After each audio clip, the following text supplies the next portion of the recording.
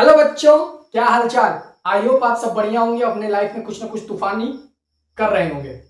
आज हम लोग जिस चैप्टर पे बात करने वाले हैं उस चैप्टर का नाम है शेपिंग ऑफ अर्थ। इसका हमने पार्ट 1 और पार्ट 2 देख रखा है, और जिन बच्चों ने पार्ट 1 पार्ट 2 नहीं देखा है वो चैनल पर विजिट करें। चैनल पर पार्ट 1 पार्ट 2 अपलोडेड है और वो एकदम डिटेल में पार्ट 1 पार्ट 2 देख सकते हैं। हमने पार्ट 1 में देखा क्या है, हमने पार्ट 1 में ये देखा है कि एंडोजेनिक फोर्स और एक्सोजेनिक फोर्स क्या होता है एकदम डिटेल में। फिर हमने पार्ट 2 में क्या देखा है, हमने पार्ट 2 में ये देखा है कि इंटीरियर पार्ट ऑफ द अर्थ क्या है, हमारी पृथ्वी की आंतरिक संरचना कैसी है, प्लेट टेक्टोनिक थ्योरी क्या है, किसने दिया है, और प्लेटों का आपस में कैसे कन्वर्जन होता है, कैसे डाइवर्जन होता है और कैसे पैरेलल मूवमेंट होता है। और इस कन्वर्जन, डाइवर्जन और पैरेलल मूवमेंट से होने वाली जो शेप है अर्थ के, जो सरफेस पे शेप बनती है वो कैसे बनती है, हमने इसको एकदम डिटेल में पढ़ा है। आज पार्ट 3 में हम पढ़ेंगे क्या। पार्ट 3 में हम आज जो पढ़ने जा रहे हैं वो है वॉल्केनो और अर्थक्वेक। ये हम किसमें पढ़ेंगे, एंडोजेनिक फोर्स के जो दो एजेंट है वॉल्केनो और अर्थक्वेक, इनको पढ़ेंगे। इनके अलावा हम पढ़ेंगे फिर एक्सोजेनिक फोर्स को, और फिर हम देखेंगे कि वेदरिंग क्या होता है, इरोजन क्या होता है, ट्रांसपोर्टिंग क्या होता है, डेनुडेशन क्या होता है, क्या किस प्रकार से विंड जो है अर्थ के सरफेस पर जो एंडोजेनिक फोर्स द्वारा एक शेप बनाया गया है उसको रीशेप करती है, कैसे वाटर रीशेप करती है, सी कैसे रीशेप करती है, ये सब हम एकदम डिटेल में इस चैप्टर में, इस पार्ट में हम लोग जानेंगे। तो आइए स्टार्ट करते हैं बिना किसी देरी के। तो देखिए, हम लोग जो सबसे पहले बात करने जा रहे हैं वो बात करने जा रहे हैं एंडोजेनिक फोर्स के। एक एंडोजेनिक फोर्स की हम लोग बात ही कर रहे थे अभी तक, है कि नहीं। आज हम लोग इस एंडोजेनिक फोर्स के कि जिसके बारे में बात करने जा रहे हैं उसका नाम है वॉल्केनो। क्या नाम है, वॉल्केनो। अब सबसे पहले सवाल ये आता है कि ये वॉल्केनो किस चिड़िया का नाम है कि नहीं, वॉल्केनो है क्या। तो देखिए, वॉल्केनो क्या है, वॉल्केनो कुछ नहीं है। वॉल्केनो क्या है, volcano is a crack.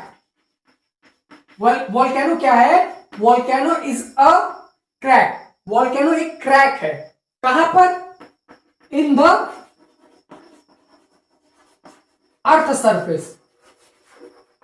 Volcano क्या है, volcano is a crack in the earth surface, जो कहां पर है, अर्थ के सरफेस पे है।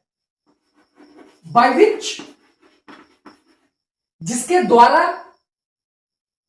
लावा, गैसेस एंड एश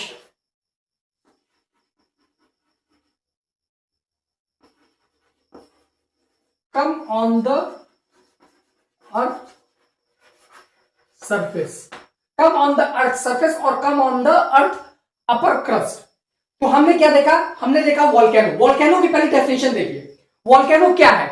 वॉल्केनो ये कहता है कि volcano is a crack. Volcano एक क्रैक है जो कहां पर है, अर्थ के सरफेस पर है, और जिसके द्वारा, किसके द्वारा, ये जो अर्थ के सरफेस में क्रैक बना है ना, इस क्रैक के द्वारा क्या आता है, लावा, क्या आता है, गैसेस, क्या आता है, ऐश।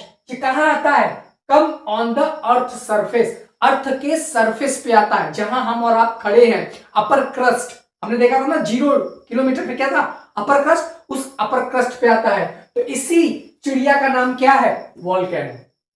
तो आई होप आपको समझ में आ गया होगा कि वॉल्केनो क्या होता है। अभी वॉल्केनो कहानी खत्म नहीं हुई, यहां पर हम वॉल्केनो को डिटेल में देखते हैं कि वॉल्केनो क्या है। वॉल्केनो की डेफिनेशन समझ में आई। अब वॉल्केनो की जब डेफिनेशन समझ में आ गई है, अब हम समझते हैं वॉल्केनो को। आपको वॉल्केनो समझ में आ गया। अब देखिए वॉल्केनो का फॉर्मेशन कैसे होता है। आपने क्या पढ़ रखा है, ध्यान सुनिए, आपने क्या पढ़ रखा है, आपने ये पढ़ रखा है कि सर हमने पढ़ रखा है अर्थ के इंटीरियर पार्ट को। हमने कहा बहुत बढ़िया, अच्छी बात है, पढ़ रखे हो। हमने कहा क्या पढ़ रखे हो, तो आपने कहा सर 0 किलोमीटर पे तो हमारा क्या है, क्रस्ट है। और क्रस्ट कहां से कहां तक है, 0 किलोमीटर से लेकर 30 किलोमीटर तक हमारा क्या है, क्रस्ट है। हमने कहा बहुत बढ़िया, 0 किलोमीटर से लेकर 30 किलोमीटर तक हमारा क्या है, क्रस्ट है। हमने कहा ठीक है, फिर आगे क्या है, फिर आपने कहा सर आगे जो है अपर मेंटल है। हमने कहा क्या, आपने कहा यस सर, आगे क्या है, अपर मेंटल है। हमने कहा अच्छा, हमने कहा ये कहां से है, आपने कहा 30 किलोमीटर से लेकर कहां तक है ये अपर मेंटल, 200 किलोमीटर तक। 30 से लेकर 200 किलोमीटर तक क्या है, अपर मेंटल। और फिर मिडिल मेंटल है, मिडिल मेंटल है। और मैंने कहा मिडिल मेंटल कहां तक है, तो आपने कहा 200 से लेकर 700 किलोमीटर तक। हमने कहा बहुत बढ़िया। आपने कहा सर ये तो आप पार्ट 2 में बता रखे हो, ये फिर से क्यों बता रहे हो। हम कहा तभी तो आप समझोगे कि भैया ये वॉल्केनो आ कहां से रहा है। आपके घर में कोई आया है तो आपको पता तो चलना चाहिए ये आया कहां से है कि नहीं। तो आप देखिए वॉल्केनो निकल आएगा कहां से। आपको ये भी पता है कि 0 से लेकर ये 200 किलोमीटर तक के एरिया को क्या कहते हैं, लिथोस्फेयर। क्या कहते हैं, लिथोस्फेयर। और ये 200 से 700 किलोमीटर तक के एरिया को क्या कहते हैं, एस्थेनोस्फेयर। कौन सा स्फेयर, एस्थेनोस्फेयर। एस्थेनोस्फेयर मतलब ऐसा स्फेयर, ऐसा मंडल जो कैसा हो, जो स्पंजी टाइप का हो, उसे क्या कहा गया, एस्थेनोस्फेयर।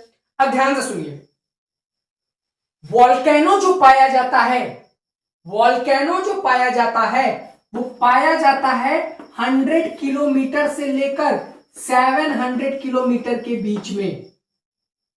100 किलोमीटर से लेकर 700 किलोमीटर के बीच में। क्योंकि आपको पता है मिडिल मेंटल कैसे फॉर्म में है, आपने पढ़ रखा है, मॉल्टेन फॉर्म में है। अपर मेंटल, अपर मेंटल कैसे फॉर्म में है, अपर मेंटल सॉलिड है, लेकिन कैसा सॉलिड है, स्पंजी सॉलिड है। कैसा सॉलिड है, स्पंज टाइप का सॉलिड है।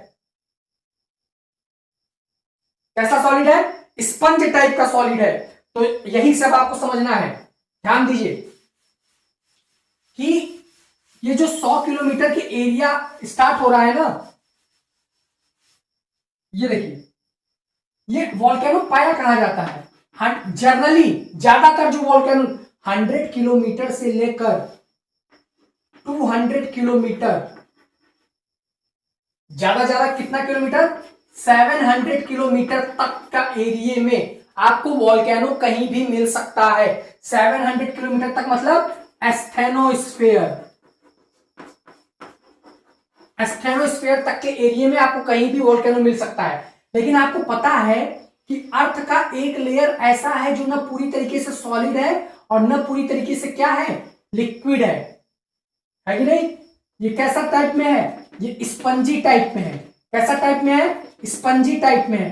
तो जेली टॉफी खाए हो ना, जो ना बहुत ज्यादा सॉलिड है और ना बहुत ज्यादा क्या है, लिक्विड है। तो ऐसे ही फॉर्म में कौन है, एक एरिया है जो 100 ज्यादातर कहां मिलता है, 100 से 200 किलोमीटर। मिल आपको 700 किलोमीटर तक भी मिल सकता है, लेकिन ज्यादातर अभी क्या देखा गया है, 100 से 200 किलोमीटर तक ये एरिया फाइंड आउट किया गया है। और यहीं से ये जो आपका मैग्मा जो है आपका मॉल्टेन फॉर्म में ना होकर कैसा स्पंजी फॉर्म में है, यही यही इसी को क्या बोला जाता है, मैग्मा चैम्बर। क्या बोला जाता है, मैग्मा चैम्बर। तो मैग्मा चैम्बर क्या है, मैग्मा जहां पर मौजूद है उस चैम्बर को क्या बोला गया है, मैग्मा चैम्बर। मैग्मा चैम्बर कहां पाया जाएगा, तो मैग्मा चैम्बर आपको ज्यादातर कहां पाया जाएगा, एस्थेनोस्फेयर में। कहां पाया जाएगा, एस्थेनोस्फेयर में। कहां पाया जाएगा, एस्थेनोस्फेयर में पाया जाएगा ज्यादातर। ये ज्यादातर मैग्मा चैम्बर आपको कहां से मिलेगा, 100 से 200 किलोमीटर तक के एरिया में आपको क्या मिलेगा, मैग्मा चैम्बर मिलेगा। लेकिन इसका एक्सटेंशन कहां तक है, 700 किलोमीटर तक है। अब आप कहोगे कि सर ये स्पंजी फॉर्म में क्यों है। हमने सॉलिड देखा, हमने फिर देखा मिडिल मेंटल लिक्विड है, फिर हमने देखा क्रस्ट भी लिक्विड, कोर भी, जो आउटर कोर है वो भी लिक्विड है, इनर कोर सॉलिड है। लेकिन सर एक आपने बताया कि ये कैसा है, ये न पूरी तरीके से मॉल्टेन फॉर्म में, न पूरी तरीके से सॉलिड है। क्योंकि अब आप देखो, upper crust solid, lower crust solid. अब जैसे जैसे आप नीचे जाओगे आपको क्या मिलता जाएगा, टेम्परेचर ज्यादा। जैसे जैसे आप नीचे जाते जाओगे आपको टेम्परेचर क्या मिलता जाएगा, ज्यादा। अब देखो टेम्परेचर ज्यादा होने से क्या होगा, तो जो ये आपका लोअर क्रस्ट है ना, लोअर क्रस्ट, ये लोअर क्रस्ट ये धीरे धीरे क्या होने लगेगा, ये धीरे धीरे डिग्रेड होने लगेगा, धीरे धीरे ये मेल्ट होने लगेगा, है कि नहीं। धीरे धीरे क्या होने लगेगा, मेल्ट होने लगेगा। ठीक है, लेकिन अभी यहां पे टेम्परेचर उतना नहीं है कि ये पूरी तरीके से मेल्ट हो जाए, इसीलिए लोअर क्रस्ट के बाद का जो मेंटल है वो पूरी तरीके से मॉल्टन फॉर्म में नहीं है। वो कैसे फॉर्म में है? ऐसे फॉर्म में, स्पंज के फॉर्म में, है कि नहीं? और इसी को क्या बोला गया है? Magma chamber. और वोल्केनो कहां से इरप्ट होता है? इसी मैग्मा चैम्बर से, जिसकी रेंज कहां है? 100 से लेकर 200 किलोमीटर के बीच में। आप यहां से खोदते हुए जाओगे, खोदते गए खोदते गए खोदते गए खोदते गए, और खोदते खोदते जब आप 100 किलोमीटर पहुंचोगे, वहां से आपको एक स्पंज टाइप का, एक जेली टाइप का एरिया दिखेगा। तो समझ जाना कि अब यहीं से वोल्केनो क्या होने वाला है? इरप्ट होने वाला है। 100 से 200 किलोमीटर तक, ये पूरा 700 किलोमीटर तक है, पूरा स्टेनोस्फेयर तक है ये पूरा। लेकिन मैक्स ज्यादातर हमें मैग्मा चैम्बर यहां देखने को मिलता है, और यहीं से क्या निकलेगा? आई होप आपको समझ में आ गया होगा। तो मैग्मा चैम्बर समझ में आया। अब जब आपको मैग्मा चैम्बर समझ में आ गया है, जब आपको मैग्मा चैम्बर समझ में आ गया है, तो अब देखो वोल्केनो बस निकाल देंगे। जिसको मैग्मा चैम्बर समझ में आ गया उसको वोल्केनो निकालने में कितना समय लगेगा? देखिए, ये है आपका क्या? क्रस्ट, है कि नहीं? क्रस्ट पे खड़ा कौन है? चिंटू, हमारे चिंटू भाई साहब। क्रस्ट पे चिंटू भाई साहब खड़े होकर देख रहे हैं अपनी क्रस्ट को। क्रस्ट पे चिंटू भाई साहब खड़े होकर देख किसको रहे हैं? अपनी क्रस्ट को। अब हुआ यूं, चिंटू भाई साहब को जिस समय पढ़ना था, जिस समय प्रसून सर की क्लास लेनी थी, उस समय वो क्रस्ट पे खड़े होकर क्रस्ट को देख रहे थे, और इनको नहीं पता था कि भैया नीचे क्या है? नीचे क्या है? नीचे मैग्मा चैम्बर है। नीचे क्या है? नीचे मैग्मा चैम्बर है। ये क्या है? मैग्मा चैम्बर है। अब होता क्या है? देखो, टेम्परेचर क्या है? ज्यादा है। टेम्परेचर ज्यादा पड़ने की वजह से ये इवापोरेट भी ज्यादा होगा। इवापोरेट होगा ज्यादा तो मतलब गैस निकलेंगी। क्या निकलेंगी? गैस निकल रही है। ठीक है, गैस मतलब क्या है? एक प्रकार से ये एनर्जी ही तो है कि नहीं? और इस एनर्जी को नाम जानते हो क्या दिया गया है? इस एनर्जी को नाम दिया गया है कन्वेक्शन। एक वेव सी तो है, इसका नाम दिया गया है कन्वेक्शन वेव। कौन सी वेव? Convection wave. तो भैया जो सॉलिड पार्ट था, टेम्परेचर ज्यादा पानी की वजह से वो क्या हो रहा है? टेम्परेचर ज्यादा पानी की वजह से वो पिघल रहा है। पिघल रहा है तो गैस निकल रही है। टेम्परेचर जैसे से ज्यादा मिले, जैसे जैसे दूध ज्यादा गर्माओगे, मिल्क ज्यादा बॉईल करोगे, क्या होने लगता है? गैस ज्यादा निकलने लगती है। वाटर ज्यादा बॉईल करो तो गैस इवापोरेशन ज्यादा होने लगता है। इवापोरेशन ज्यादा होने लगेगा, गैसेस ज्यादा निकलने लगी। अब ऊपर से तो चीजें ढका है ना, चिंटू भाई साहब जिसपे खड़े हैं, जिस क्रस्ट पे, वो तो ढक रखा है, और गैस कह रही भैया हमको बाहर जाने दो। और इस गैस का नाम क्या है? इस गैस का नाम है कन्वेक्शन वेव। कन्वेक्शन वेव आप ऐसे समझो कि आपने एक भगोना लिया, नीचे हीट दिया और ढक्कन रख दिया। भगोने पे क्या रखा? ढक्कन रख दिया। ढक्कन रखने के बाद आप खूब हीट को क्या करते जाओ, टेम्परेचर को क्या करते जाओ, बढ़ाते जाओ। आप एक समय ऐसा दोगे, ढक्कन ऐसे ऐसे डांस करने लगेगा, है कि नहीं? जब ढक्कन डांस करने लगेगा तो आप ये मत समझना कि कोई भूत आ गया है उसमें, तो आप समझ जाना इसमें एक वेव काम कर रही है। उस वेव का नाम क्या है? Convection wave. उसी तरीके से जब नीचे टेम्परेचर बढ़ा तो इवापोरेशन हुआ, इवापोरेट होगा, गैस ऊपर आएंगी। जब गैस ऊपर आने लगी तो गैस गैस को क्या चाहिए? रास्ता। गैस कही भैया हमको जाने दो, लेकिन चिंटू के नीचे जो ये लेयर है ना क्रस्ट की, ये सॉलिड है, ये इसको जाने नहीं दे रही है, और ये बार बार क्या कर रही है? धक्का दे रही है कि जाने दो जाने दो जाने दो। और लेकिन ये सॉलिड है तो इसको कोई फर्क नहीं पड़ रहा है, ये बार बार धक्का दे रही है, बार बार धक्का दे रही है। कन्वेक्शन वेव्स, ठीक है, कन्वेक्शन वेव क्या कर रही है? बार बार धक्का दे रही है, और नीचे हीट बढ़ता जा रहा है। जब हीट बढ़ता जा रहा है तो देखो ये एक कन्वेक्शन वेव थी, फिर इसके पीछे एक और कन्वेक्शन वेव आएगी, तो कन्वेक्शन वेव धीरे धीरे क्या हो रही है? बढ़ रही है कि नहीं? फिर इसको जगह नहीं मिलेगी तो एक और कन्वेक्शन वेव आएंगी, तो कन्वेक्शन वेव का दायरा क्या होता जा रहा है? बढ़ता जा रहा है। तो बढ़ता जा रहा है कि नहीं। अब फिर होगा क्या, कन्वेक्शन वेव, कुछ कन्वेक्शन वेव इधर भागेंगी।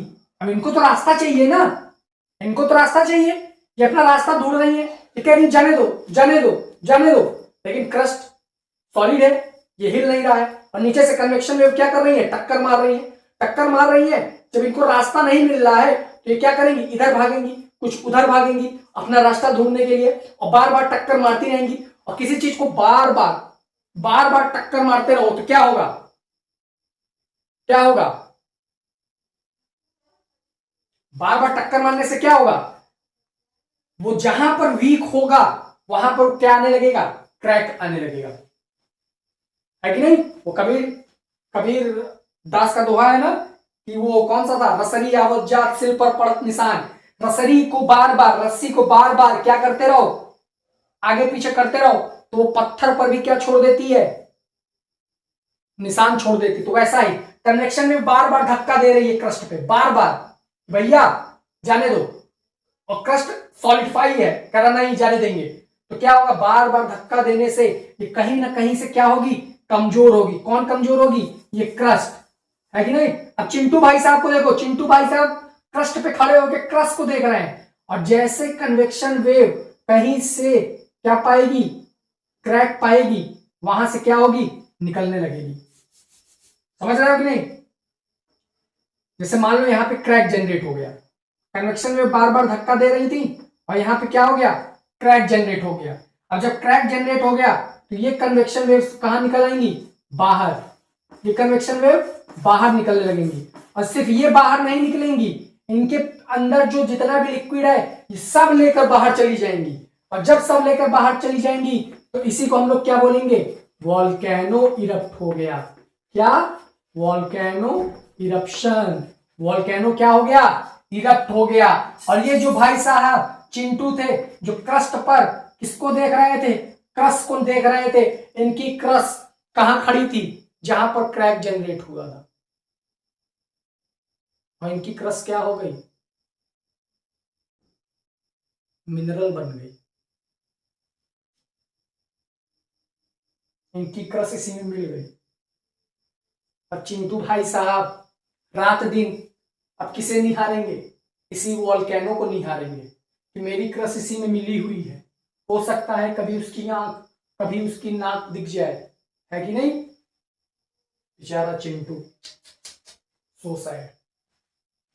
ठीक है, तो वॉल्केनो कैसे इरप्ट होता है समझ में आया। एक मैग्मा चैम्बर होता है, मैग्मा चैम्बर ना मॉल्टेन फॉर्म में होता है ना सॉलिड फॉर्म में होता है। क्यों होता है ये हमने बता दिया। ये टेम्परेचर यहाँ पे ज्यादा होता रहता है तो यहाँ पे क्या होगा, एनर्जी रिलीज होगी। उस एनर्जी का नाम क्या है, कन्वेक्शन वेव्स है। कन्वेक्शन वेव बार बार क्रस्ट को क्या करती रहती है, डिस्टर्ब करती रहती है, अपना रास्ता खोजती रहती है। लेकिन जब उसे रास्ता नहीं मिलता है तो बार बार धक्का देने से कहीं ना कहीं क्रस्ट पर क्या होता है, क्रैक जनरेट होता है।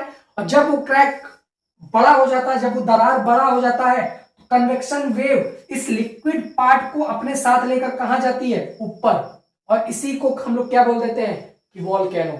इसीलिए वॉल्केनो की डेफिनेशन पर आप ध्यान दीजिए कि वॉल्केनो क्या है, volcano is the crack in the earth surface by which lava gases has come on the earth crust or surface. It is known as the volcano. volcano समझ में आया, volcano कैसे इरप्ट हुआ समझ में आया, समझ में आ गया। अब जब वॉल्केनो कैसे इरप्ट होता है ये समझ में आ गया, वॉल्केनो कैसे इरप्ट होता है ये समझ में आ गया। वॉल्केनो का जो मटेरियल है मैग्मा, वो कहां से निकल रहा होगा, मैग्मा चैम्बर से। ठीक है, अब देखिए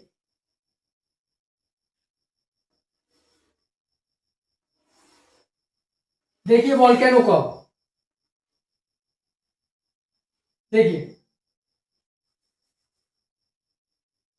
ठीक है।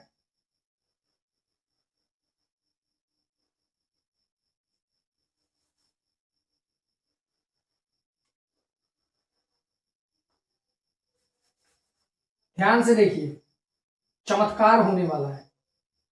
ठीक है, क्या होने वाला है, चमत्कार।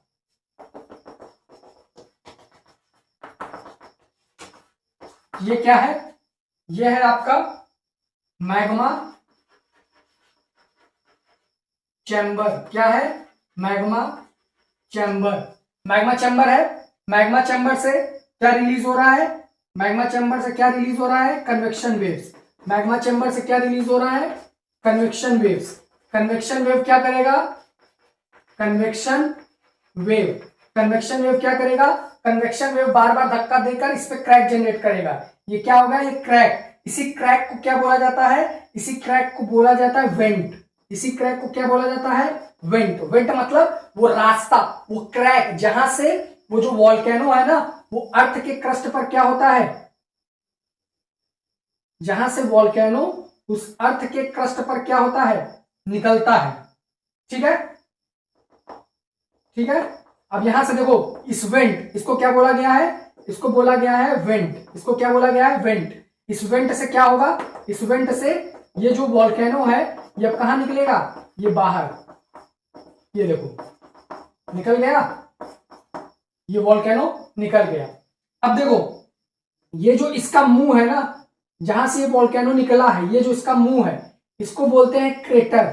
इसको क्या बोलते हैं? इसको बोलते हैं क्रेटर। ठीक है। इस पाइप को क्या बोलेंगे? वेंट। इस पाइप को क्या बोलेंगे? वेंट। इसके मुहाने को क्या बोलेंगे? क्रेटर। इसके मुहाने को क्या बोलेंगे? क्रेटर। ये जो नीचे स्पंजी फॉर्म में है, इसको क्या बोलेंगे? इसको बोलेंगे मैग्मा। इसको क्या बोलेंगे? मैग्मा। मैग्मा कहां पाया जाएगा? मैग्मा चैम्बर में। ठीक है। और जो ये अनार जैसा दिख रहा है ना, ये जो अनार जैसा दिख रहा है ना, जो ऐसे से निकल रहा है अनार जैसा, ये जो अनार जैसा दिख रहा है ना, इसको अब मैग्मा नहीं बोलेंगे। जब तक ये क्रस्ट के नीचे है तब तक ये क्या है? तब तक ये मैग्मा है। और जब ये बाहर निकल आया तो इसी को क्या बोलेंगे? लावा। इसी को क्या बोलेंगे? लावा। और ये जो दिख रहा है ना, यही हो गया लावा फ्लो। लावा का फ्लो होना, लावा फ्लो। ठीक है।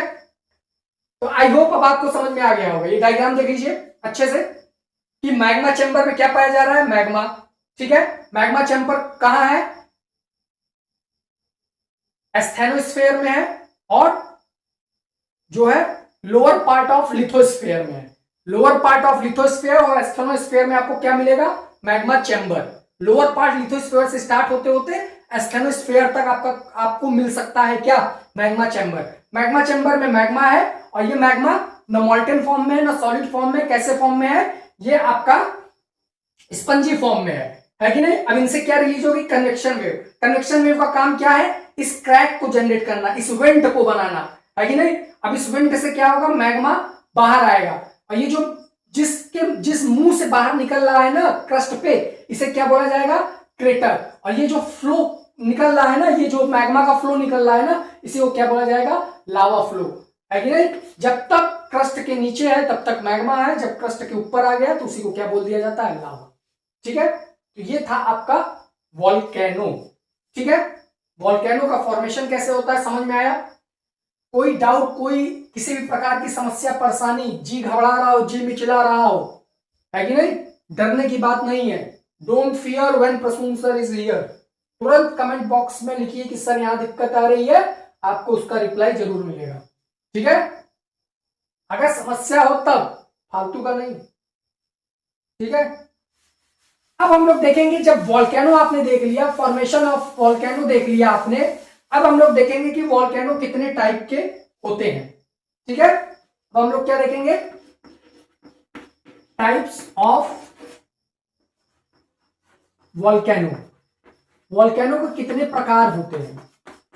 वॉल्केनो को कई कैटेगरी वाइज जो है क्या किया गया है? डिस्क्राइब किया गया है, लेकिन आपको सिर्फ किसके फॉर्म में पढ़ना है? आपको सिर्फ ओरिजिन के फॉर्म में पढ़ना है कि नहीं? किस फॉर्म में पढ़ना है? ओरिजिन के फॉर्म में पढ़ना है कि ओरिजिन के फॉर्म में वॉल्केनो के कितने टाइप होते हैं, है कि नहीं? तो वॉल्केनो के 3 टाइप होते हैं। कितने टाइप? 3। ठीक है। सबसे पहले आता है आपका एक्टिव वॉल्केनो। सबसे पहले कौन सा वॉल्केनो? Active volcano. ठीक है। फिर दूसरे नंबर पे और तीसरे नंबर पे, दूसरे नंबर पे आता है आपका डॉर्मेंट वॉल्केनो। कौन सा वॉल्केनो? Dormant volcano. और तीसरे नंबर में आता है आपका डेड वॉल्केनो। तीसरे नंबर में आता है डेड वॉल्केनो। तीसरे नंबर में क्या आता है? Dead volcano. तो how many types of volcano? Volcano have 3 types. First is active volcano, second is dormant volcano and third is dead volcano. Now what is active volcano? Active volcano, a volcano which is active in present and will be activated in future is known as active volcano. Active volcano क्या है? ऐसा volcano जो present में active है और future में भी active रह सकता है या होगा ही। मतलब जो अभी तो एक्टिव है, ऐसा वॉल्केनो जो अभी जिसमें से लावा फ्लो निकल रहा है, जिसमें से मैग्मा निकल रहा है, ठीक है, तो वो अभी तो निकल रहा है और अभी निकल रहा है और फ्यूचर में भी निकलता रहेगा, तो ऐसे वॉल्केनो को क्या बोलेंगे? Active volcano. ठीक है, a volcano which is active now and will be activated in future is known as active volcano. ठीक है, इसका एग्जांपल क्या है? इसका एग्जांपल है माउंट एटना। माउंट एटना इसका सबसे बढ़िया एग्जांपल है एक्टिव वॉल्केनो का, बहुत ही शानदार। यहां पे अगर आपको वॉल्केनो से अगर आपको अपना मुंह धुलना है तो आप माउंट एटना में चले जाइए, हमेशा निकलता रहता है एकदम बढ़िया। ठंडी के मौसम में गरम गरम वॉल्केनो से आप अपना मुंह धुल सकते हैं, आपके त्वचा में एक अलग ही प्रकार की निखार आएगी। फिर हम आते हैं किस पे? डोरमेंट वॉल्केनो पे। डोरमेंट वॉल्केनो क्या होता है? डोरमेंट वॉल्केनो होता है a volcano which is active now, which is active now but there is no surety that it will be activated in future। समझ में आया? तो डोरमेंट वॉल्केनो क्या है? डोरमेंट वॉल्केनो है a volcano which is active now, जो अभी active है, but there is no surety, उसकी कोई श्योरिटी नहीं है, it will be activated in future। ठीक है, डोरमेंट वॉल्केनो का आपका है माउंट किलिमंजारो। माउंट किलिमंजारो इसका बहुत ही बढ़िया एग्जांपल है किसका? डोरमेंट वॉल्केनो का। अच्छा, डोरमेंट वॉल्केनो को जानते हो एक और नाम कहा जाता है? Sleeping volcano.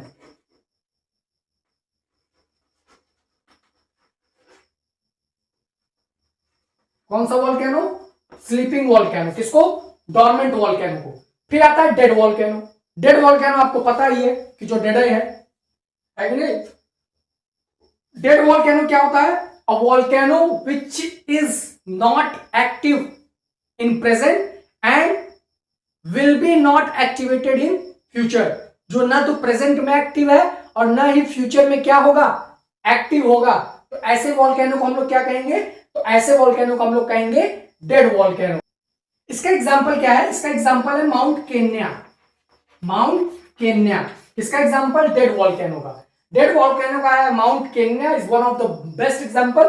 डोरमेंट वॉल्केनो को स्लीपिंग वॉल्केनो कहा जाता है, इसका है माउंट किलिमंजारो, और एक्टिव वॉल्केनो का है माउंट एटना। ठीक है, एक्टिव वॉल्केनो क्या है? जो प्रेजेंट में भी एक्टिव है और फ्यूचर में भी एक्टिव रहेगा, तो एक्टिव वॉल्केनो हो गया।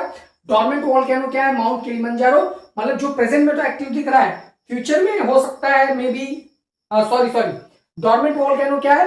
डोरमेंट वॉल्केनो मतलब अभी तो एक्टिव नहीं है, which is not activated right now. Sorry dormant volcano क्या है? Which is not activated at present but will be activated in future, जो अभी तो एक्टिव नहीं दिख रहा है, अभी स्लीपिंग मोड में सो रहा है, लेकिन कभी भी जाग सकता है। कुंभकर्ण है, जैसे कुंभकर्ण 6 महीने सोया, एक ही दिन जागेगा, तूफान मचा देगा, तो वैसे ही डोरमेंट वॉल्केनो है, which is not activated at present but will be activated in future is known as dormant volcano. ठीक है, जो अभी एक्टिव नहीं है लेकिन फ्यूचर में एक्टिव हो सकता है, वो कौन सा वॉल्केनो है?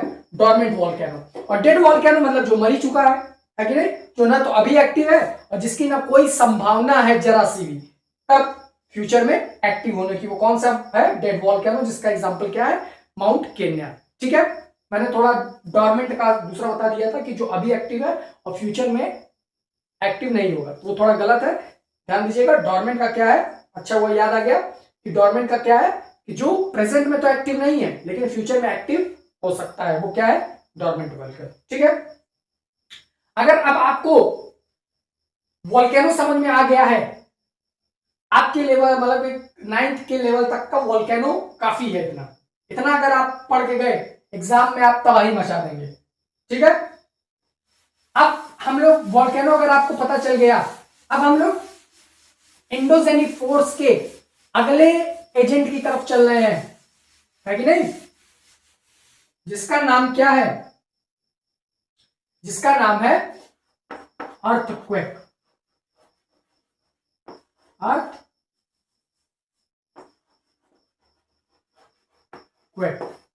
ठीक है, अर्थक्वेक को हम लोग देखते हैं। अच्छा, ये बताने की जरूरत नहीं है कि वोल्केनो इरप्शन कैसे होता है। जब दो प्लेटें आपस में क्या हो रही होंगी, डाइवर्जन जब उनका हो रहा होगा, तब क्या निकलेगा, वोल्केनो निकलेगा, है कि नहीं। या जब दो प्लेटें आपस में क्या हो रही होंगी, इनका आपस में कन्वर्जन हो रहा होगा, लेकिन किस प्लेट का, जब एक प्लेट ओशियानिक होगी और दूसरी प्लेट क्या होगी, लैंड होगी, तभी क्या होगा, आपको फोल्डेड माउंटेन दिखेगा, और फोल्डेड माउंटेन के पीछे आपको क्या, किसका इरप्शन होता हुआ दिखेगा, वोल्केनो का। ठीक है, तो वोल्केनो इरप्शन का ये है। फायदा क्या है वोल्केनो से, वोल्केनो से बेनिफिट क्या है, वोल्केनो से बेनिफिट ये है कि it's provides a rich rich materials, है कि नहीं, ये हमें मटेरियल्स प्रोवाइड करते हैं, अर्थात मिनरल्स। इट्स प्रोवाइड मिनरल्स, ये हमें मिनरल्स प्रोवाइड करते हैं, पहला फायदा ये है। दूसरा फायदा क्या है, ये जो है लैंड की जो फर्टिलिटी है उसको बढ़ा देता है कि नहीं, क्योंकि जो लैंड है उसको मिनरल रिच कर देता है कि नहीं, क्योंकि अंदर से क्या निकल रहा है, अंदर से मिनरल ही तो निकल रहा है। तो पहला तो ये हमें मिनरल्स प्रोवाइड कर देता है, दूसरा ये हमें क्या करता है, लैंड की फर्टिलिटी को बढ़ा देता है कि नहीं। It's gain the fertility of land, ये लैंड की फर्टिलिटी को बढ़ा देता है। और इससे नुकसान क्या है, नुकसान ये है कि एयर पॉल्यूशन इससे होता है, एसेस निकलती हैं, है कि नहीं, ढेर सारी हार्मफुल गैसेस रिलीज होती हैं। It is not benefit for humans as well as animals, environment के लिए क्या है, नुकसानदेह है। तो it is not benefit for humans as well as environment, है कि नहीं, क्योंकि इससे एनवायरमेंट पॉल्यूट होता है। आपको पता है carbon dioxide, carbon monoxide, methane जैसी गैसेस निकलती हैं, एसेस निकलती हैं, है कि नहीं। और जब एसेस निकलती हैं तो एसेस से आपको पता है कि पार्टिकुलेट मैटर 2.5 और पार्टिकुलेट मैटर 10 रिलीज होते हैं, है कि नहीं, which is harmful for humans also, है कि नहीं। और वोल्केनो के इर्द गिर्द हम क्या नहीं कर सकते हैं, हम लाइवहुड को नहीं कर सकते, है कि नहीं, हम जो है रहन सहन नहीं कर सकते, हम बसेरा नहीं बसा सकते वोल्केनो को, कि कब फट जाए, है कि नहीं, जान मान की कब हानि कर जाए। तो ये सब क्या है, नुकसान है। तो वोल्केनो के कुछ फायदे भी हैं, कुछ नुकसान भी हैं, ये आपको आई होप कि अंडरस्टूड होगा, आपको पता होगा। ठीक है, अब हम लोग आते हैं किस पे, अर्थक्वेक पे। अर्थक्वेक क्या है इसको देखते हैं। देखिए नाम ही से पता है, अर्थ, अर्थ मतलब अर्थ, पृथ्वी, चलो हिंदी में लिख दे रहे हैं, अर्थ मतलब पृथ्वी, और क्वैक, क्वैक मतलब पृथ्वी का हिलना, शेकिंग ऑफ अर्थ, है कि नहीं, that means shaking of earth is known as earthquake, है कि नहीं। तो अर्थक्वेक क्या है, शेकिंग ऑफ अर्थ। तो आइए अगर डिटेल में आपको जानना है तो ऐसे लिख लीजिए कि व्हाट इज अर्थक्वेक। तो earthquake is a, what earthquake is a shaking of earth surface, shaking of earth surface due to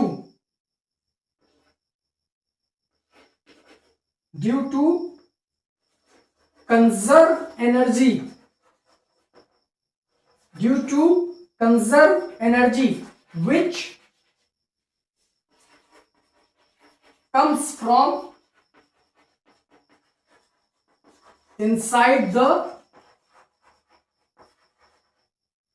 earth surface is known as earthquake। तो earthquake क्या है, shaking of earth surface, earth के surface का हिलना, shaking of earth surface, earth के surface का हिलना, किस वजह से, ड्यू टू कंजर्व एनर्जी, जो नीचे कंजर्व हो चुकी एनर्जी, कौन सी energy, convection waves, convection waves को रास्ता नहीं मिल रहा है, तो due to conserve energy which comes from inside the earth surface, जो कहां से आ रही है, अर्थ के इनसाइड से आ रही है, अर्थ के अंदर से आ रही है। तो ऐसी एनर्जी जो कंजर्व हो चुकी है, जो काफी इकट्ठा हो चुकी है, कहां पर, अर्थ के सरफेस के नीचे, है कि नहीं, उसी एनर्जी के टक्कर मारने से क्या हो रहा है, जो अर्थ का सरफेस है ना, जहां पे चिंटू है, तो चिंटू क्या महसूस कर रहा है, शेकिंग शेकिंग, है कि नहीं। और छोटू का बन गया है छोटू शेक, सॉरी किसका हम बोले, चिंटू का, चिंटू का बन गया है चिंटू शेक, है कि नहीं। और चिंटू शेक किसने पिया, पिंटू ने, ठीक है। तो अर्थक्वेक की डेफिनेशन समझ में आई। तो अर्थक्वेक क्या है, shaking of earth due to conserve energy which comes from inside the earth is known as earthquake. अब अर्थक्वेक के बारे में जान लेते हैं कि अर्थक्वेक भैया कैसे होता है। हमने क्या देखा, हमने देखा कि वॉल्केनो कहां से निकल रहा है, volcano lower part of lithosphere से लेकर एस्थेनोस्फीयर, कहीं से भी निकल सकता है। लोअर पार्ट ऑफ लिथोस्फीयर के से ही निकलना चालू करेगा, एस्थेनोस्फीयर से कहीं से भी वो आ सकता है। लेकिन अगर हम अर्थक्वेक की बात करें तो अर्थक्वेक कहां से निकलता है, तो अर्थक्वेक सिर्फ जनरेट होता है कहां से, लिथोस्फीयर से। और आपको अगर नहीं पता हो तो लिथोस्फीयर 0 से लेकर कहां तक है, 200 किलोमीटर तक। कहां तक, 200 किलोमीटर तक के एरिया को क्या कहा गया है, लिथोस्फीयर।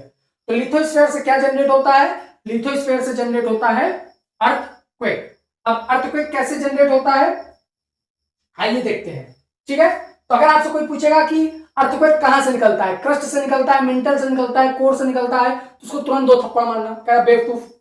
अर्थक्वेक कहां से निकलेगा, लिथोस्फीयर से निकलेगा, ठीक है। लिथोस्फीयर 0 से लेकर 200 किलोमीटर तक, ठीक है। तो अर्थक्वेक कहां से जनरेट होता है, लिथोस्फीयर से।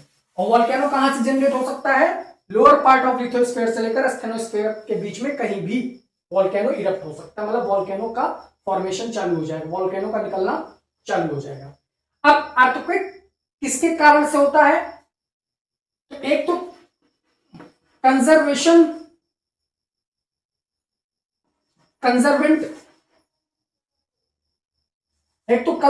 फोर्स के कारण, कंजर्वेंट फोर्स मतलब समझ रहे हो ना, दो प्लेटों का आपस में क्या होना, कन्वर्जन होना। अगर दो प्लेटें आपस में कन्वर्ज हो रही हैं तो देखो टकराएंगी, मान लो एक प्लेट ये एक प्लेट ये, दोनों का कंजर्व हो रहा है, कंजर्वेंट फोर्स लग रहा है, दोनों आपस में आ रही है। और जब दोनों टकराएंगी तो जब दो प्लेटों का आपस में टक्कर होगा, भले एक भारी हो एक हल्की हो, तो दोनों हिलेंगी ना, हल्की वाली ज्यादा हिलेगी, भारी वाली थोड़ा कम हिलेगी, लेकिन हिलेंगी तो दोनों ना, तो क्या होगा, तब अर्थक्वेक आएगा। और दूसरा किसकी वजह से आता है, पैरेलल मूवमेंट की वजह से, है कि नहीं। एक प्लेट ऐसे जा रही है और एक प्लेट ऐसे आ रही है कि नहीं। एक प्लेट ऐसे जा रही है और एक प्लेट ऐसे आ रही है, तो अगर ये दोनों आपस में फ्रिक्शन करेंगे तो ये दोनों प्लेट क्या होंगी, हिलेंगी। मैंने जापान वाला एग्जांपल दिया था ना, पैसिफिक ओशन इधर आ रहा है, जापान इधर जा रहा है, और दोनों आपस में फ्रिक्शन हुआ तो जापान हल्की प्लेट थी इसलिए ज्यादा हिली, इसलिए जापान में हर दिन 100 बार भूकंप आता है। तो पैरेलल मूवमेंट की वजह से अर्थक्वेक जनरेट होता है। और जब दो प्लेटों का आपस में कंजर्वेशन होता है तो उस वजह से भी क्या होता है, अर्थक्वेक जनरेट होता है। यहां तक समझ में आया, कोई दिक्कत परेशानी समस्या, ठीक है। अर्थक्वेक जनरेट किसकी वजह, किन प्लेटों क्या कब होगा, तो आपको समझ में आ गया, जब दो प्लेटें आपस में कन्वर्जन होगा, जब दो प्लेटों का, या जब दो प्लेटों का क्या होगा, पैरेलल मूवमेंट होगा, ठीक है। अब देखिए अर्थक्वेक समझ में आ गया, अर्थक्वेक जनरेट कब होगा ये समझ में आ गया, और क्या समझना है यार, अब इससे ज्यादा क्या समझा दो, अरे अभी और समझो, इतना कुछ नहीं, आओ समझाते हैं और आगे। ये रखो, फिर बुलाओ चिंटू को। अब भैया चिंटू खड़ा कहां है, चिंटू खड़े हैं हमारे क्रस्ट पर। एक बार खड़े थे और क्रस्ट को निहार रहे थे, क्रस्ट वॉल्केनो में मिल गई, मतलब क्रस्ट वॉल्केनो मिल गई।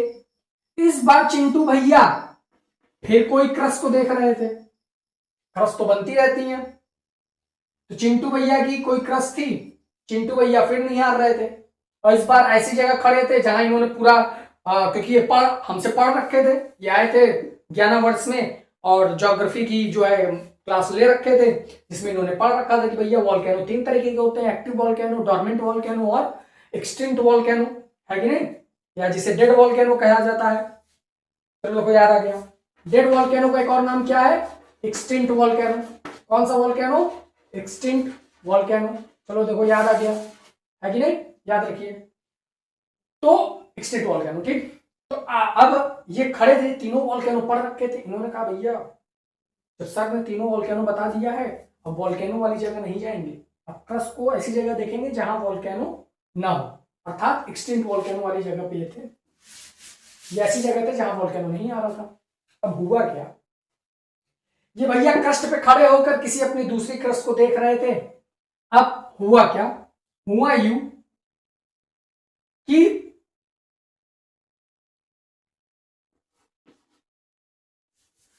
देखो हुआ यूं, अर्थक्वेक जनरेट कैसे होता है आपको बता दें। मान लीजिए ये प्लेट है, ये प्लेट इधर जा रही है, ये प्लेट इधर आ रही है, ठीक है। अब मान लो ये दोनों ऐसे आई और ये लॉक हो गई, दोनों प्लेट लॉक हो गई। अब ये तो फोर्स लगा रही है ना इधर जाने का, और ये फोर्स लगा रही है किधर जाने का, इधर जाने का। तो दोनों फोर्स लगा रही है, एक को उधर जाना है और इस वाली को इधर जाना है, दोनों फोर्स लगा रही है। और एक समय ऐसा आएगा, ये जो दोनों लॉक बना रखी है ना, एक समय ऐसा आएगा लॉक पर इतना फोर्स पड़ेगा कि ये लॉक क्या हो जाएगा, टूट जाएगा। और जब ये लॉक ऐसे टूटेगा ना, तो दोनों प्लेटें आपस में क्या होंगी, हिलेंगी। इसी को हमने क्या बोल दिया कि क्या आ गया, अर्थक्वेक आ गया। अब देखो अर्थक्वेक आएगा कहां, लिथोस्फीयर से। अब लिथोस्फीयर से अर्थक्वेक आएगा, मान लो ये लिथोस्फीयर है, लिथोस्फीयर से क्या आ रहा है, अर्थक्वेक, यहां लिख दे रहे, लिथोस्फीयर से क्या आ रहा है, अर्थक्वेक। अब अर्थक्वेक मैंने बताया ना, जो क्रैक टूटेगा, अर्थात जो लॉक है वो जब टूटेगा तो जहां से टूटेगा वहीं से ज्यादा वेव निकलेंगी, है कि नहीं। आप देखो ना, आप बैठे रहो और पानी में एक ऐसे लेकर एक ऐसे पत्थर मारो, तो जहां पत्थर गिरेगा वेव वहीं से जनरेट होगी ना, वेव हुआ तो वहीं से जनरेट होगी ना। तो वही यहां पे हुआ कि भैया जहां लॉक टूटा, लॉक जहां टूटा वहां से क्या होगा, वेव जनरेट होगा। तो ध्यान रखो, जहां से अर्थक्वेक जनरेट होता है, जहां से अर्थक्वेक जनरेट होता है उस पॉइंट को बोला जाता है फोकस। उस पॉइंट को क्या बोला जाता है, focus. A place where earthquakes generated is known as focus, और फोकस को ही बोला जाता है हाइपो सेंटर। फोकस को ही दूसरा नाम क्या है, हाइपो सेंटर। तो अब यहां से क्या निकलेगी, यहां से अब वेव निकलेंगी, यहां से ऐसे वेव निकलेंगी, यहां से अब क्या निकलेंगी, वेव निकलेंगी, यहां से ऐसे वेव निकलेंगी और आके किससे टकराएंगी, क्रस्ट से। जिस क्रस्ट पे खड़े होकर चिंटू भैया अपनी क्रस्ट को देख रहे हैं उससे आकर टकराएगी, ठीक है। और मान लो ये वेव आके टकराई और एक वेव थी जो फर्स्ट आ गई, ये फर्स्ट वेव थी। फर्स्ट वेव मतलब समझ रहे हो, पहली वेव जो फर्स्ट आई, जो मतलब सबसे पहले आकर, मतलब वेव ढेर सारी चली, ढेर सारी वेव चली क्रस्ट को छूने के लिए, लेकिन जो पहली बार छुएगा, पहली वेव जो क्रस्ट को छुएगी, सरफेस पर जिस पॉइंट पर पहली बार वेव टच होती है, इस पॉइंट को क्या बोला जाता है, इस पॉइंट को बोला जाता है एपी सेंटर। इस पॉइंट को क्या बोला जाता है, एपी सेंटर। सरफेस पर सबसे पहले वेव टच होती है, जहां पर वेव जनरेट हुई नीचे से, फोकस से वेव आई, और फोकस कहां बनेगा, लिथोस्फीयर में, लिथोस्फीयर के अलावा कहीं नहीं। यहां से वेव जनरेट हुई और सरफेस पर जहां पहली बार टच करेगी वो प्लेस क्या होगा, एपी सेंटर। एपी सेंटर वहां पे अर्थक्वेक क्या होगा, सबसे ज्यादा। और यहीं पे खड़ी थी चिंटू भैया की क्रसनी। चिंटू भैया की क्रसनी कहां खड़ी हुई थी, यही एपी सेंटर वाली जगह पर, क्योंकि ये वॉल्केनो पढ़कर तुरंत भाग गए, कहें सर वॉल्केनो पढ़ लिए हैं बस। इनको ही नहीं पता था कि सर वॉल्केनो के बाद क्या पढ़ाने वाले हैं, अर्थक्वेक पढ़ाने वाले हैं। और बिना अर्थक्वेक पढ़े चले गए, और जहां पर ये अपने क्रस्ट को निहार रहे थे, इनकी क्रस्ट किस पे खड़ी थी, एपी सेंटर पर। ठीक है, एपी सेंटर समझ में आया। जहां पर पहली बार अर्थक्वेक सरफेस पर महसूस किया जाता है वो पॉइंट को क्या बोला जाता है, एपी सेंटर। ठीक है, जहां से जनरेट होता है फोकस, जहां पर पहली बार सरफेस पर महसूस किया जाता है वो एपी सेंटर। ठीक है, एपी सेंटर हो गया। अब देखिए अर्थक्वेक, कितने अर्थक्वेक से जो वेव निकल रही है उन वेव को कहा क्या जाता है, अर्थक्वेक से निकलने वाली वेव को कहा जाता है बॉडी वेव। कौन सी वेव, बॉडी वेव। ठीक है, ये ऐसे समझो, छोड़ो इसको, ऐसे नहीं, ऐसे समझो।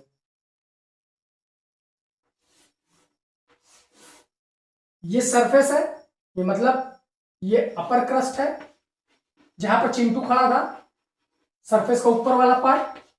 ठीक है, जो वेव यहां फोकस से चली है, जो वेव फोकस से चली है ना, ये जो अपर, जो मतलब क्रस्ट के नीचे है, अपर क्रस्ट के नीचे है, सरफेस के नीचे है, इनको क्या कहा जाता है, इनको कहा जाता है बॉडी वेव। इनको क्या कहा जाता है, बॉडी वेव। इनको क्या कहा जाता है, बॉडी वेव, है कि नहीं। जो वेव सरफेस के नीचे है, मैं सरफेस पे खड़ा हूं, सरफेस के नीचे अर्थक्वेक की जो भी वेव होंगी उनको क्या कहा जाएगा, उनको कहा जाएगा बॉडी वेव। उनको क्या कहा जाएगा, उनको कहा जाएगा बॉडी वेव। ठीक है, उनको क्या कहा जाएगा, उनको कहा जाएगा बॉडी वेव। ठीक, जब यही बॉडी वेव सरफेस पे टच कर जाती हैं, अर्थात एपी सेंटर पे टच कर जाती हैं, ठीक है, तो इन्हीं को कहा जाता है सरफेस वेव। इन्हीं को क्या कहा जाता है, सरफेस वेव। समझ में आया। तो अर्थक्वेक की कितनी वेव हुई, तो अर्थक्वेक की दो वेव। ठीक है, एक बॉडी वेव और एक सरफेस वेव। अब ध्यान से देखो यहां पर अर्थक्वेक, अर्थक्वेक की कितनी वेव, दो।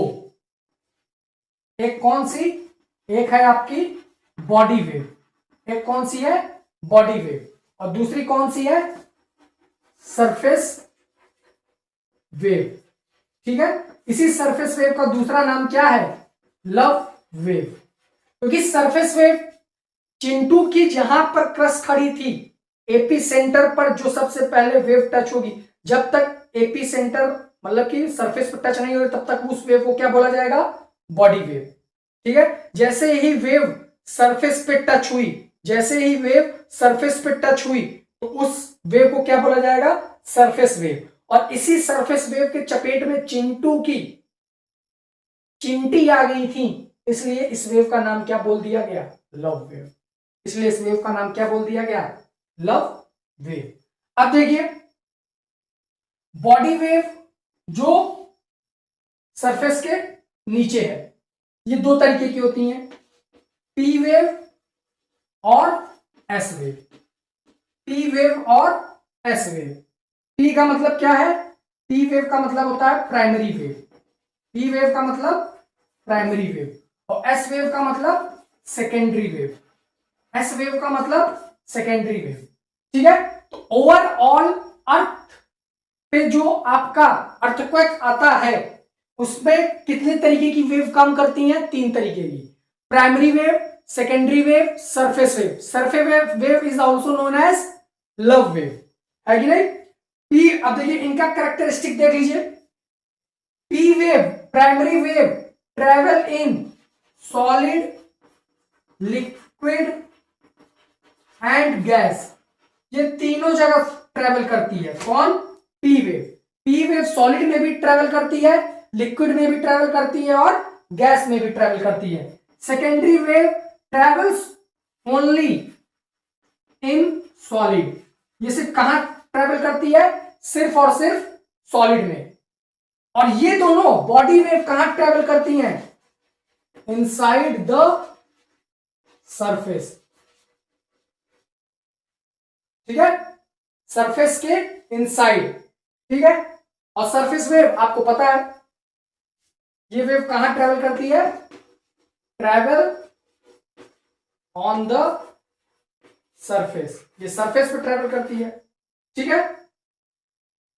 सबसे ज्यादा स्पीड किसकी होती है, एस वेव की, ठीक है। सबसे ज्यादा स्पीड किसकी होती है, एस वेव की, हाँ सॉरी पी वेव की। पी वेव की स्पीड क्या होती है, सबसे ज्यादा, है कि नहीं। एस वेव की स्पीड पी वेव से कम और सरफेस वेव की सबसे कम। सरफेस वेव की स्पीड सबसे कम होती है, सबसे खतरनाक स्पीड किसकी होती है, पी वेव, ठीक है। अगर ये 500 की स्पीड से चल रहा है तो ये मान लो 200 की स्पीड से होगी। अगर ये 200 की स्पीड से है तो ये मान लो 50 की स्पीड से चलेगी। समझ रहे हो, ये समझ लो ऐसे कि ये क्या है, ये रेसिंग कार है, ये क्या है, ये रेसिंग कार है, ठीक है। ये जो है एडवांस्ड कार है और ये जो क्या है अल्टो है, ये अल्टो है, अल्टो वाली स्पीड रहेगी इसकी। लेकिन चूंकि सरफेस के ऊपर जहां पर मकान बने हैं, जहां पर हम और आप हैं, जहां पर ढेर सारा कंस्ट्रक्शन है, जहां पर बहुत सारे शेप्स बने हुए हैं, वहां पर ये दोनों वेव नहीं आती है कि नहीं। वहां पर कौन सी वेव चलती है, सरफेस वेव, है कि नहीं। इसलिए ज्यादा घातक सबसे कौन होता है, सरफेस वेव, क्योंकि ह्यूमंस के और कंस्ट्रक्शंस के कांटेक्ट में कौन आता है, सरफेस वेव। अगर सोचो इसकी स्पीड एस वेव या पी वेव जितनी होती तब ये कितना घातक होती, है कि नहीं। सरफेस वेव की स्पीड कम है, फिर भी सबसे ज्यादा नुकसान हमें और आपको कौन पहुंचाती है, सरफेस वेव, ठीक है। तो आप अर्थक्वेक हमें लगता है आपको समझ में आ गया होगा। अर्थक्वेक से नुकसान क्या है आपको पता है कि जान हानि की बहुत नुकसान होता है, ठीक है। और दूसरा इसका प्रिवेंशन क्या है कि जब भी अर्थक्वेक आए आप खाली जगहों पर भागिए या किसी भी सॉलिड चीज के नीचे तुरंत, अगर इमीडिएट आप नहीं भाग सकते तो किसी भी सॉलिड चीज के नीचे तुरंत अपने आप को क्या करिए, शेल्टर करिए, है कि नहीं। ये सब इसके प्रिवेंशन है कि आप कैसे अर्थक्वेक से बच सकते हैं, ठीक है। तो अर्थक्वेक यहां से क्या हो गया, समाप्त। और बेसिकली यहां से समाप्त क्या हुआ, यहां से समाप्त हुआ आपका एंडोजेनिक फोर्स। अब हम लोग जो देखेंगे वो देखेंगे एक्सोजेनिक फोर्स। अब हम लोग क्या देखेंगे, अब हम लोग देखेंगे एक्सोजेनिक फोर्स। एंडोजेनिक फोर्स इतना लंबा था क्योंकि एंडोजेनिक फोर्स है क्या, a force which comes from inside the earth and create a landform on earth surface, जो अर्थ के सरफेस पर लैंडफॉर्म क्रिएट कर रहा हो, है कि नहीं। तो वॉल्केनो क्रिएट कर रहा है, अर्थक्वेक क्रिएट कर रहा है, तो ये सब क्या प्लेट टेक्टोनिक की वजह से क्रिएट हो रहा है कि नहीं। तो इन सब की वजह से क्या हो रहा था, एक लैंडफॉर्म क्रिएट हो रहा था। तो हमने एंडोजेनिक फोर्स को अच्छे से पढ़ लिया। अब आइए देखते हैं क्या exogenic force, exogenic force, exogenic force. हमने एंडोजेनिक फोर्स को देखा, अब एक छोटा टॉपिक है एक्सोजेनिक फोर्स, आइए इसको देख लेते हैं। एक्सोजेनिक फोर्स क्या होता है, हमने देखा था ना। एंडोजेनिक फोर्स क्या है, एंडोजेनिक क्या है, endogenic is the force which comes from inside of the earth and creates a landform on earth surface is known as the endogenic force. Endogenic force क्या था कि जो अर्थ के ऐसी फोर्स जो अर्थ के इनसाइड, अर्थ के अंदर से निकल के आ रही है और अर्थ के सरफेस पे एक लैंडफॉर्म क्रिएट कर रही है, उसे हम लोगों ने क्या कहा था, उसे हम लोगों ने कहा था एंडोजेनिक फोर्स। और एक्सोजेनिक फोर्स क्या होता है, exogenic force are the force which works on earth surface and change its shape. Exogenic force क्या है, exogenic force a force which works on earth surface and change its shape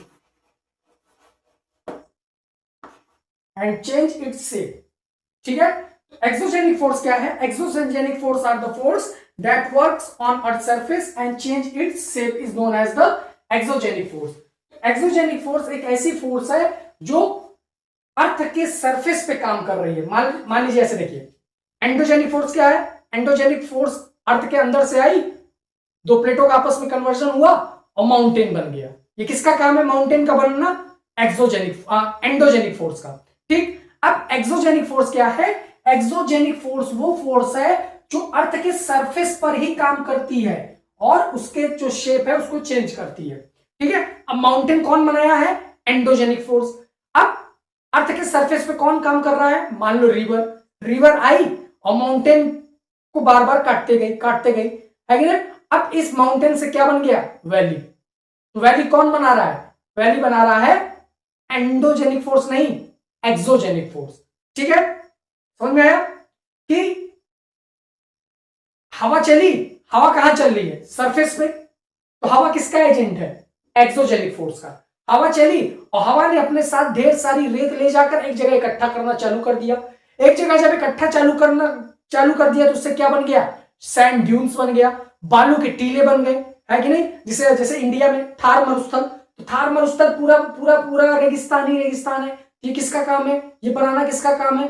exogenic force. इसमें कौन सबसे ज्यादा major role play किया है? Air, है कि नहीं? माउंटेन है, माउंटेन से वैली बन गया है, माउंटेन में वैली किसने बनाया है?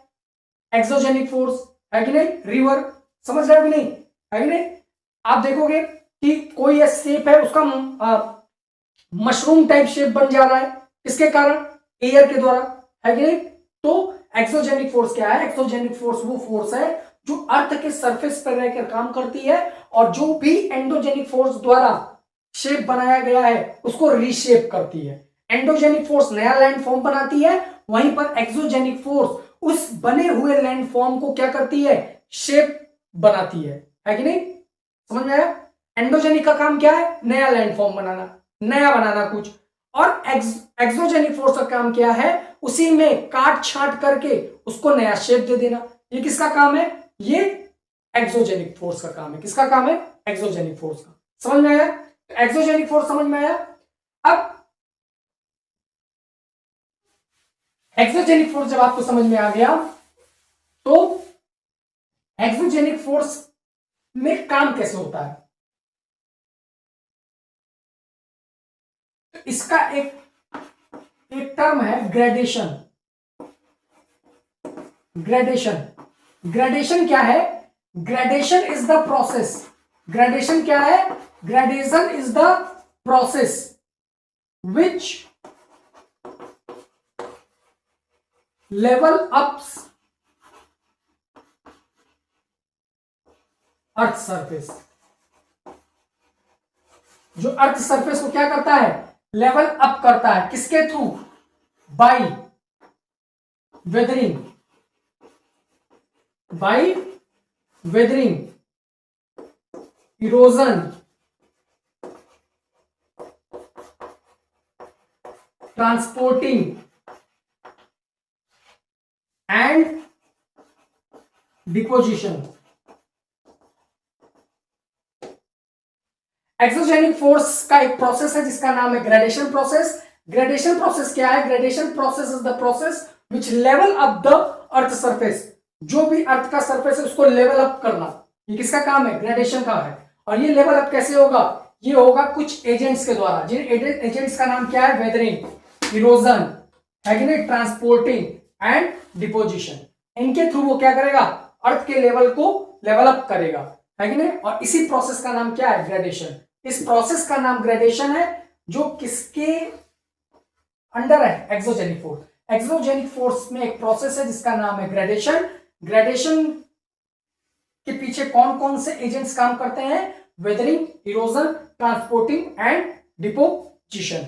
अब आइए देखते हैं कि ये वेदरिंग क्या है, इरोजन क्या है, ट्रांसपोर्टिंग क्या है और डिपोजिशन क्या है। इसको आइए समझते हैं आसान भाषा में, एग्जाम्पल के थ्रू समझते हैं। आप पूरे जीवन नहीं भूलोगे, इस तरीके का समझते हैं। मान लीजिए कोई चट्टान है, मान लीजिए ये कोई चट्टान है, ठीक है? अब मान लीजिए इस पर क्या हो रहा है? इस पर सन है, सन की रोशनी पड़ रही है, अर्थात क्या हो रहा है, इस पर टेम्परेचर क्या हो रहा है, बार बार पड़ रहा है। टेम्परेचर ज्यादा पड़ने से ये क्या होगा, टेम्परेचर पड़ने की वजह से हल्का गीला होगा। फिर पता चला बादल है, बादल इस पे क्या करा रहा है, बारिश करा रहा है कि नहीं। जब टेम्परेचर के थ्रू ये मुलायम होगा तो पानी इसमें घुसेगा, पानी घुसेगा तो इसमें क्या होगा, पानी के साथ साथ क्या चल रहा है, एयर भी चल रहा है कि नहीं, विंड भी चल रही है। अब जब विंड चल रही है तो विंड क्या काम करेगी, विंड इसके पोर्स में घुसेगी, इसको और क्या करेगी, है कि नहीं, इसको और तोड़ेगी। ठीक है, तो देखो रेन हो रहा है, टेम्परेचर हो रहा है विंड के थ्रू, है कि नहीं, इन सब के थ्रू इस जो रॉक है, इस रॉक का क्या हो रहा है, ये रॉक टूट रही है। ये रॉक क्या होगी, अब ये रॉक अब छोटे छोटे पार्टिकल्स में क्या होने लगेगी, टूटने लगेगी। तो इन एजेंट्स के थ्रू, है कि नहीं, चाहे वो सन हो, चाहे वो एयर हो, चाहे वो वाटर हो, इनके थ्रू जब ये रॉक छोटे छोटे पार्टिकल में टूट रहा है ना, तो इसी प्रोसेस को क्या कहते हैं, वेदरिंग। इसी प्रोसेस को क्या कहते हैं, वेदरिंग, है कि नहीं। रॉक्स का छोटे छोटे पार्टिकल्स में टूटना ही क्या कहलाता है, वेदरिंग, है कि नहीं। तो weathering is the process by which rocks क्या होते हैं, छोटे पार्टिकल्स में क्या होते हैं, टूटते हैं। ठीक है, रॉक्स क्या होते हैं, छोटे पार्टिकल्स में क्या होते हैं, टूटते हैं। ठीक है, समझ में आया वेदरिंग क्या है।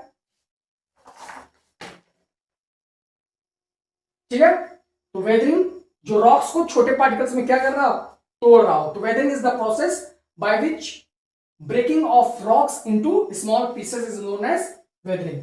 अब वेदरिंग हो गया, छोटे पार्टिकल्स में टूट गया। ठीक है, अब देखो जब ये इसका टूटना, वेदरिंग का देखो सिंपल सिंपल भाषा में लिख लो, हिंदी में लिख लो। वेदरिंग मीन्स क्या होता है, ब्रेकिंग,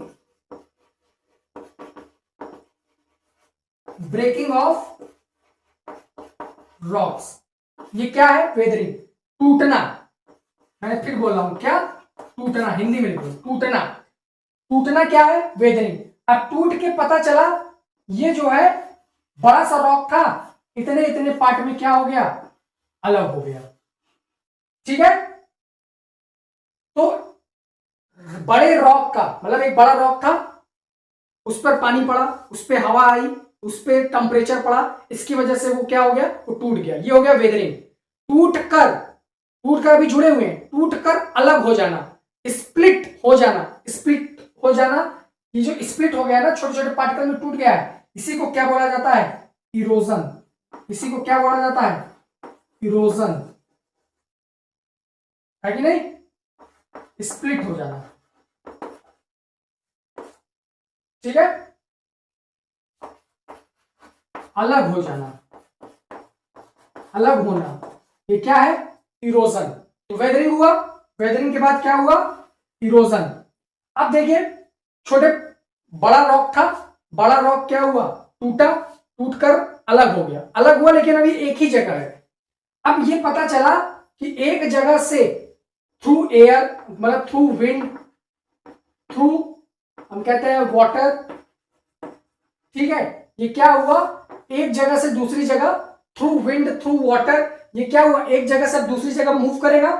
हवा चलेगी तो छोटे छोटे पार्टिकल्स लेके जाएगी, पानी चलेगा तो छोटे छोटे पार्टिकल्स को अपने बाहर के ले जाएगा। तो मूव करना फ्रॉम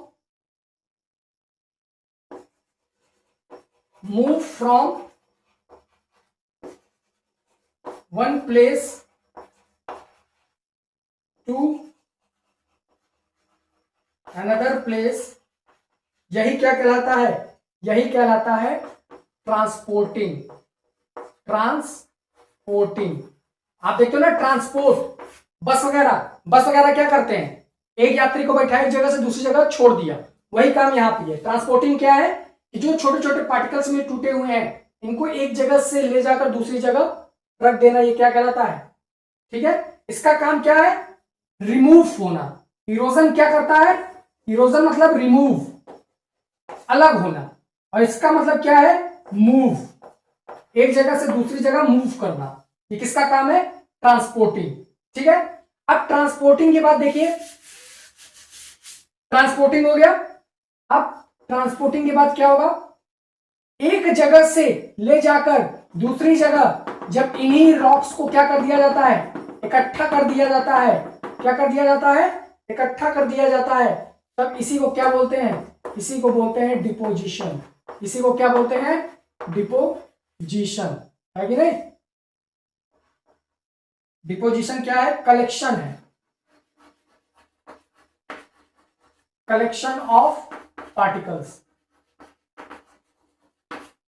ठीक है, तो मैंने अभी देखा था ना, ग्रेडेशन क्या है, gradation is the process which level ups the earth surface, जो अर्थ के सरफेस को क्या करे, लेवल अप करे। कैसे लेवल अप करे, रॉक है, रॉक का एक जगह टूटना क्या कहलाता है, वेदरिंग। रॉक टूट गया तो अर्थात ये क्या कहलाएगा, वेदरिंग। ठीक है, टूट कर अलग हो जाना, रिमूव हो जाना, ये क्या कहलाएगा, इरोजन। टूटकर अलग हो गया, अलग हो गया। अब विंड और वाटर के थ्रू एक जगह से दूसरी जगह क्या करना है, ट्रेवल करना, मूव करना। मूव करना क्या कहलाएगा, ट्रांसपोर्टिंग। ठीक है, अब विंड और वो लेकर चल रही है तो ये ट्रांसपोर्टिंग प्रोसेस है। विंड और वाटर लेकर चल रही है, क्या है, ट्रांसपोर्टिंग। लेकिन विंड वाटर जहां ले जाकर उसे डिपॉजिट कर देगी, जहां ले जाकर रख देगी, वो क्या कहलाएगा, डिपोजिशन। ठीक है, रॉक का टूटना, वेदरिंग, छोटे छोटे पार्ट में अलग होना, इरोजन, विंड वाटर के साथ मूव करना, ट्रेवल करना, ट्रांसपोर्टिंग, और एक जगह डिपॉजिट कर देना, deposition. And the whole process is known as the gradation. And the whole process is known as the gradation. समझ में आया, अच्छे से समझ में आया। अब यहां पे एक चीज देखिएगा, जब ये चीज समझ में आ गया तो बस एक चीज देखिएगा यहां पर कि ये जो वेदरिंग और इरोजन है ना, ये जो वेदरिंग और इरोजन है ना, इन्हीं को कंबाइंड रूप में कहा जाता है डेनुडेशन। इन्हीं को कंबाइंड रूप में क्या कहा जाता है, डेनुडेशन, है कि नहीं। Denudation, weathering plus erosion equals to denudation. ठीक है, इनको कंबाइंड रूप में क्या कहा जाता है, डेनुडेशन कहा जाता है। ठीक है, क्या तक समझ में आया, अच्छे समझ में आया। जहां दिक्कत हो, जहां परेशानी हो, तुरंत आप कमेंट बॉक्स में हमें जरूर बताएं कि सर यहां पे थोड़ा सा समझ में नहीं आया। हालांकि इतना तो दमखम रखते हैं कि अगर एक बार बच्चे को समझा दे तो बच्चा चाह कर भी नहीं भूल सकता। अगर बच्चे ने अपना 100% दिया है, फुल कंसंट्रेशन के साथ, अगर बच्चा बोर्ड पे ध्यान लगाया है, मेरी बातों पे ध्यान लगाया है, तो मैं ये दावे के साथ शर्त लगा सकता हूं कि वो भूलना भी चाहे तो भूल नहीं सकता कंटेंट को। इतना तो मैं कह सकता हूं। ठीक है, अब ये समझ में आ गया तो हमारा लास्ट टॉपिक बचता है। वो लास्ट टॉपिक का नाम है, लास्ट टॉपिक का नाम क्या है, वो नाम है टाइप्स ऑफ वेदरिंग। हमने अभी वेदरिंग देखा। वेदरिंग क्या है, weathering is the process of breaking rocks into small pieces। ठीक है, it's known as the weathering. अब वेदरिंग के 3 टाइप होते हैं। पहला फिजिकल वेदरिंग, फिजिकल वेदरिंग, या इसी को बोल दिया जाता है मैकेनिकल वेदरिंग। इसी को क्या बोल दिया जाता है, मैकेनिकल वेदरिंग। दूसरा नाम क्या है, दूसरे का नाम है केमिकल वेदरिंग, केमिकल वेदरिंग। और तीसरे का नाम है बायोलॉजिकल वेदरिंग।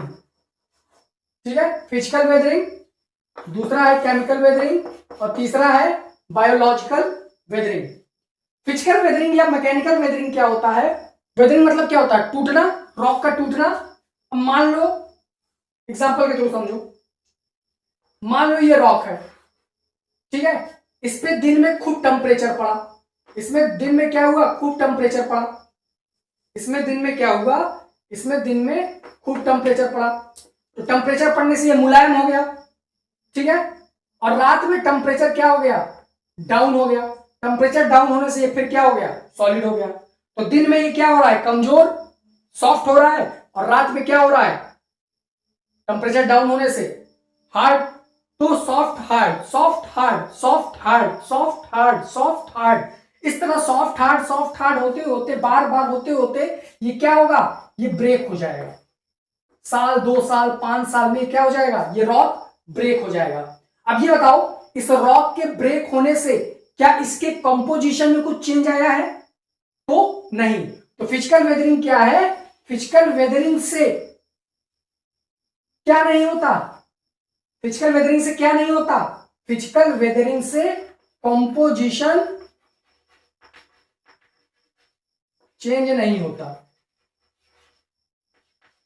फिजिकल वेदरिंग से कंपोजिशन चेंज नहीं होता। इसके कंपोजिशन में कोई चेंज आएगा नहीं, ये जो भी रॉक होगा वो ऐसा ही रहेगा, ठीक है। कोई there is no change in composition. अब केमिकल वेदरिंग क्या है, मान लो वही रॉक है, कोई रॉक है। अब रॉक में जो है हम कह देते हैं आयरन की मात्रा क्या है, ज्यादा है। रॉक में आयरन क्या है, आयरन से लदा हुआ क्या है, रॉक है हमारा। अब हुआ यूं कि इसमें क्या पड़ रहा है, इसमें पड़ रहा है वाटर, वाटर के साथ साथ इसमें क्या पड़ रहा है, एयर।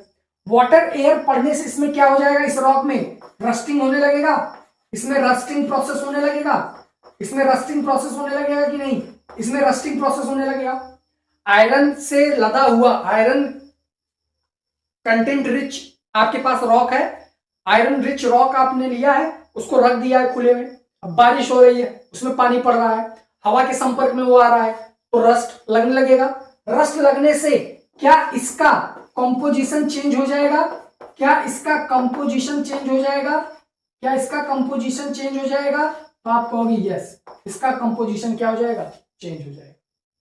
ये वही रॉक नहीं रह जाएगा जो पहले था, यहां पे क्या होगा, ये वही रॉक रहेगा, वेदरिंग के बाद ये वही रॉक रहेगा। तो फिजिकल वेदरिंग क्या है कि इसका वेदरिंग तो हो रहा है लेकिन इसका केमिकल कंपोजिशन नहीं। तो जिस रॉक का वेदरिंग हो रहा है लेकिन उसका कंपोजिशन चेंज नहीं हो रहा है, उस रॉक को कौन सा वेदरिंग बोलेंगे, उस रॉक का कौन सा वेदरिंग प्रोसेस बोलेंगे, फिजिकल वेदरिंग। इसका वेदरिंग कैसे हुआ है, फिजिकल। जिस रॉक का हमने लाया ए और जब उसका वेदरिंग हुआ वो बन गया बी, हमने लाया आयरन कंटेंट रिच रॉक और रस्टिंग के बाद वो बन गया कबाड़ा रॉक, समझ रहे हो।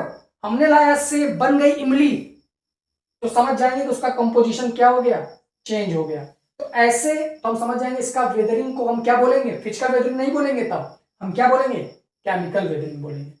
बायोलॉजिकल वेदरिंग क्या है, अभी आप घड़ी में देखते हो ये वेदरिंग, कि मान लीजिए कोई रॉक है और पेड़ के जो पौधे की जड़ है वो क्या हो गया, उस रॉक में फंस गया। अब क्या होगा, वो जैसे जैसे जड़ बड़ी होती जाएगी वो रॉक को क्या करती जाएगी, तोड़ती जाएगी। तो पौधों के कारण, पेड़ों के कारण जो वेदरिंग होगा उसे हम लोग क्या बोलेंगे, बायोलॉजिकल वेदरिंग।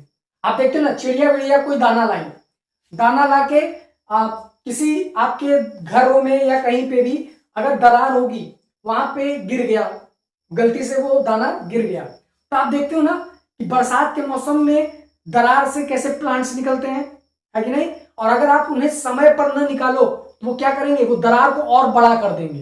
पीपल के पेड़ अक्सर निकल जाते हैं दीवारों से, है कि नहीं। और वो कैसे, देखो दीवारों को फाड़ दिया करते हैं, या जिसकी बाउंड्री वगैरह होंगी बाउंड्री के पास में अगर पेड़ वगैरह लगे होंगे तो आप देखेंगे कि बाउंड्री फट जाती है। बाउंड्री कैसे फट जाती है, क्योंकि वो जो दीवार है ना उनके दरारों में रूट्स पहुंच जाती है और रूट्स धीरे धीरे क्या होती रहती हैं, उनका विड्थ बड़ा होता रहता है और उससे वो क्या करती हैं, उसको उस जो दीवार है उसका वेदरिंग कर देती हैं।